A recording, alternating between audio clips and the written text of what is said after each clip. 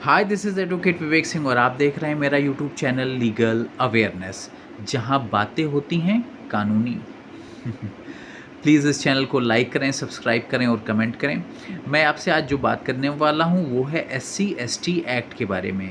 SC ST act के बारे में एक नया जजमेंट जो आया है, जिसमें वो जजमेंट जो आया है वो पहले से कानूनी प्रावधान भी है एससी एसटी एक्ट के अंदर, वो वर्णित है, वो छिपा हुआ है और जिसको इन्वेस्टिगेशन करते टाइम पुलिस को देखना चाहिए, पर अक्सर करके पुलिस वो ध्यान देती नहीं है और इसलिए सुप्रीम कोर्ट ने फिर एक जजमेंट दिया है और कई सारे जजमेंट इस विषय में होते रहे हैं।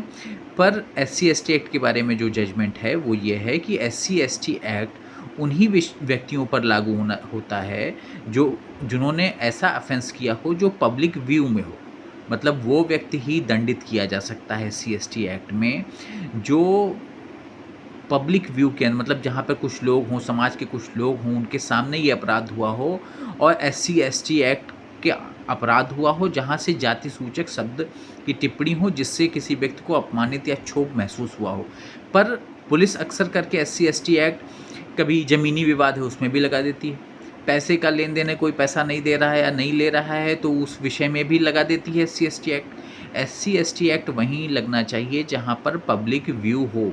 ये एसेंशियल पार्ट है इस कानून का भी और अब इस जजमेंट के बाद ये और सुप्रीम कोर्ट की निगाह इस मामले पर है, लेकिन पुलिस अक्सर करके गलती करती है और आपको जान के हैरानी होगी कि एससी एसटी एक्ट की जांच जो है वो सीओ के पास जाती है, जो सर्किल ऑफिसर होता है, जो एसओ से एक थाने का नहीं कई थानों का प्रभारी होता है, उसके पास जाती है और तब ऐसी गलतियां हो रही हैं पुलिस की इन्वेस्टिगेशन में।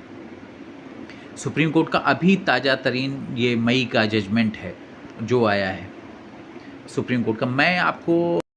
मैं आपसे एक घटना शेयर करने वाला हूँ या एक इंसिडेंट या एक केस के बारे में बात करने वाला हूँ जो लखनऊ हाई कोर्ट में जब वकालत के दौरान सामने आया कि एक व्यक्ति जिसके ऊपर पैसे का लेन देन का आरोप लगा हुआ था और उसमें एससी एसटी एक्ट पुलिस ने लगाया और वो व्यक्ति पहुंचा एफआईआर क्वैशिंग के लिए लखनऊ हाई कोर्ट में बेंच के सामने।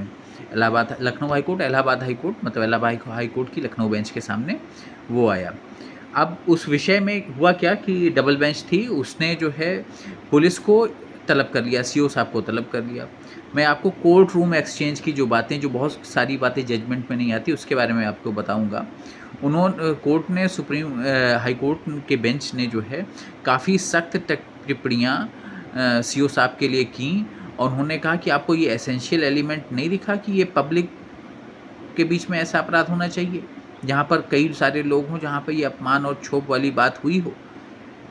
एक बंद कमरे में एक घटना होती है जहाँ पर वो व्यक्ति और जो एफआईआर में था कि जहाँ पर वो व्यक्ति जो अपराध किया और जो पीड़ित वही व्यक्ति हैं, और वहाँ पर एक व्यक्ति एससी एसटी का था और एससी एसटी एक्ट लगा दिया और पैसे का लेन देन का विषय था। इसके बाद वो एफआईआर क्वैश हो गई और जो भद्द पिटी पुलिस महकमे की और सीओ साहब की वो अलग, और अपने मतलब टिप्पणी यहाँ तक थी कि आप तो अपने इलाके में बड़े काबिल बहुत बड़े अफसर मांग के चलते होंगे, जब गाड़ी लेके चलते होंगे हूटर पे सूं सूं बोलता होगा, लेकिन आपकी इन्वेस्टिगेशन इस स्तर की नहीं दिख रही है, ना आपकी जानकारी इस स्तर की दिख रही है, और आपने ऐसा क्यों किया। और काफ़ी सख्त टिप्पणियों के साथ जो है हाई कोर्ट ने वो क्वैश कर दिया था एफआईआर। और ये कोर्ट रूम एक्सचेंज की मैं जो बातें हैं वो मैं आपको शेयर कर रहा हूँ जो ऑर्डर में नहीं होती हैं और काफ़ी सारी बातें।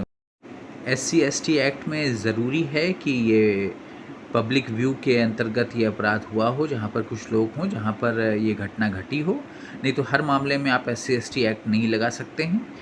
और ये कहना है सुप्रीम कोर्ट का अभी नए जजमेंट में। और एससी एसटी एक्ट के बारे में मेरा ये व्यक्तिगत मत है कि दहेज के कानून का जो दुरुपयोग हो रहा है, उसके बाद रेप के कानून का भी दुरुपयोग हो रहा है, लेकिन उससे अलावा जो सबसे अधिक जिस कानून का दुरुपयोग हो रहा है वो है एससी एसटी एक्ट का। और ख़ास तौर से गांव की जो रंजिशें हैं उन मामलों में एससी एसटी एक्ट का सबसे अधिक दुरुपयोग हो रहा है। इसलिए आप भी कानूनी पहलू के ऊपर ध्यान देते रहें, जानकारी लेते रहें, क्योंकि कभी भी घटना आपके साथ भी घट सकती है या आपके आसपास किसी के साथ भी घट सकती है, जिसकी जानकारी आप दूसरे लोगों तक भी पहुंचा सकते हैं। प्लीज़ इस चैनल को लाइक करें, सब्सक्राइब करें और कमेंट करें, क्योंकि मैं तब नई जानकारियाँ आप तक लाता रहूँगा। छोटी-छोटी जानकारियाँ मैं लेके आता हूँ, आसान भाषा में लेके आने का प्रयास करता हूँ कि बहुत ज़्यादा कानून के गंभीर शब्द ना हों और इंग्लिश के बहुत भारी भरकम शब्द ना हों कि आपको समझने में परेशानी हो। इसलिए मैं प्रयास करता हूँ कि आसान भाषा में आप तक ये सब पहुँचाया जाए। धन्यवाद, नमस्कार, आपका दिन शुभ हो और प्लीज़ चैनल को लाइक करें और सब्सक्राइब करें। Thank you very much. Bye bye.